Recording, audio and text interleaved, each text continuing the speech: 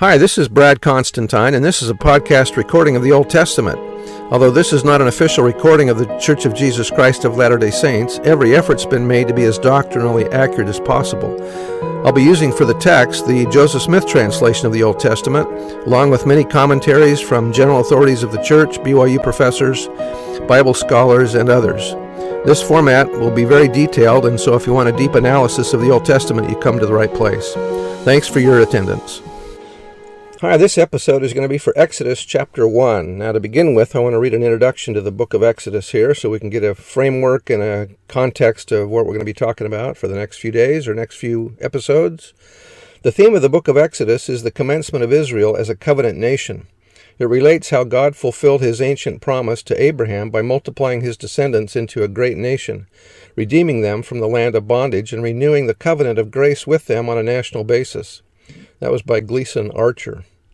It was indeed, as we now see it, most important that the children of Israel should have been brought into Egypt and settled there for centuries before becoming an independent nation. The early history of the sons of Jacob must have shown the need alike of their removal from contact with the people of Canaan and of their being fused in the furnace of affliction to prepare them for inheriting the land promised unto their fathers. This, however, might have taken place in any other country than Egypt. Not so their training for a nation. For that, Egypt offered the best, or rather at the time the only suitable opportunities. True, the stay there involved also peculiar dangers, as their after history proved, but these would have been equally encountered under any other circumstances, while the benefits they derived through intercourse with the Egyptians were peculiar and unique. There is yet another aspect of the matter. When standing before King Agrippa, St. Paul could confidently appeal to the publicity of the history of Christ as enacted not in some obscure corner of a barbarous land, but in full view of the Roman world. For this thing was not done in a corner, and so Israel's bondage also, and God's marvelous deliverance took place on no less conspicuous a scene than that of the ancient world empire of Egypt, and that was by Alfred Edersheim. I'll have a lot of quotes from Alfred Edersheim. He's a really good scholar of the Bible. He's just amazing. There was a period of about 150 years between Genesis and Exodus with no information about Israel in the Scriptures, except that they have grown into a large body of people. We have evidence that they had acquired most of the arts and industries of ancient Egypt. The preparation of the various materials for the tabernacle, as well as its construction, imply this. Again, we have such direct statements as, for example, that some of the families of Judah were carpenters, weavers of fine Egyptian linen, and potters. These must, of course, be regarded as only instances of the various trades learned in Egypt. Nor was the separation between Israel and the Egyptians such as to amount to isolation. Goshen would, of course, be chiefly but not exclusively inhabited by Israelites. These would mingle even in the agricultural districts, but naturally much more in the towns, with their Egyptian neighbors. Accordingly, if needed, the paschal provision of the blood to distinguish the houses of the Israelites from those of the Egyptians, while Exodus 3:22 seems to imply that they were not only neighbors, but perhaps occasionally residents in the same houses. This also accounts for the mixed multitude that accompanied Israel at the Exodus and later on in the wilderness for the presence in the congregation of offspring from marriages between Jewish women and Egyptian husbands. Again, that was by Alfred Edersheim. All right, here we go. Verse 1. Now these are the names of the children of Israel which came into Egypt, and in the Hebrew into Egypt with Jacob. Every man according to his household came with Jacob: Reuben, Simeon, Levi, and Judah, Issachar, Zebulun, and Benjamin, Dan and Naphtali, Gad and Asher. And all the souls that came out of the loins of Jacob were 70 souls, for Joseph was in Egypt already. How many people were there in Israel's family when they came to Egypt and Joseph? About 70. Abraham was promised that his posterity would become a great nation. In order to do that, Israel's family had to have a place to live undisturbed. Palestine was a battleground for warring nations that moved back and forth in their conquests between the Nile and the Euphrates. Israel would have found no peace there.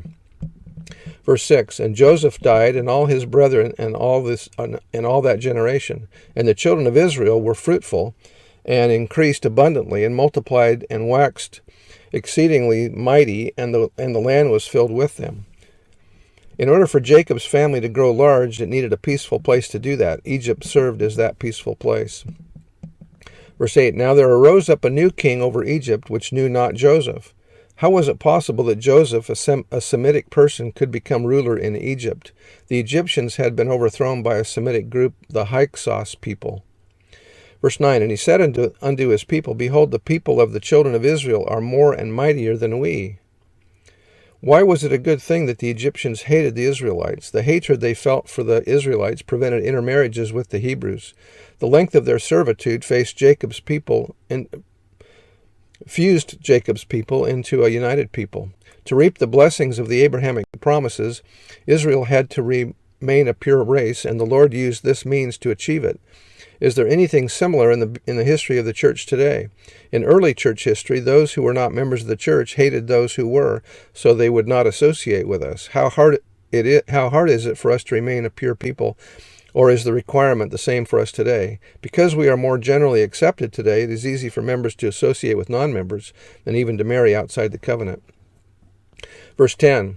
Come on, let us deal wisely with them, lest we multiply, and it come to pass, lest they multiply, and it come to pass that when there falleth out, or breaketh out, or breaks out happens, or any war, they join also unto our enemies, and fight against us, and so get them up out of the land. Therefore they did set over them taskmasters to afflict them with their burdens, and they built for Pharaoh treasure cities, in Hebrew the storage cities or granaries, Pithom and Ramses, or Ramses Zoan, also the former Hyksos capital, Avaris or Tanis, of Joseph's time. Verse 12, But the more they afflicted them, the more they multiplied and grew, and they were grieved, or apprehensive of, because of the children of Israel. And the Egyptians made the children of Israel to serve with rigor, and they made their lives bitter with hard bondage, or labor. In mortar and in brick and in all manner of service in the field, all their service, wherein they made them serve, was with rigor. And the king of Egypt spake to the Hebrew midwives, of which And the